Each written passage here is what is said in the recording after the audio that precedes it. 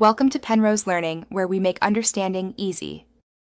In this video, I will show how to grind ginseng root into powder. Begin by cleaning roots, slicing thinly, drying fully, and freezing briefly before grinding. Use a small coffee grinder or mortar and pestle, pulsing to avoid heat buildup and preserve aroma. Sieve to remove coarse fibers, regrind any large pieces, and store the fine powder in an airtight container labeled with date and variety. Select tools that match your batch size, like a coffee grinder for small amounts or a food mill for larger batches. Dry roots evenly by air drying, oven drying at low heat, or using a dehydrator to preserve potency. Freeze briefly before grinding to reduce dust and clumping, then pulse in short intervals until powder forms. Clean equipment after use and label powders with variety and harvest source for safety and tracking.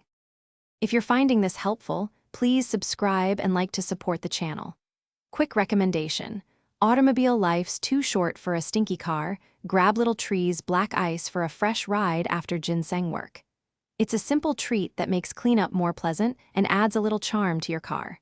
Check the description for the link and other deals, and thanks for the support.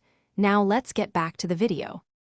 Handle powdered ginseng with care, avoiding inhalation and keeping it away from children and pets. Start with small doses, like 100 to 200 milligrams, and consult a professional if you have health conditions.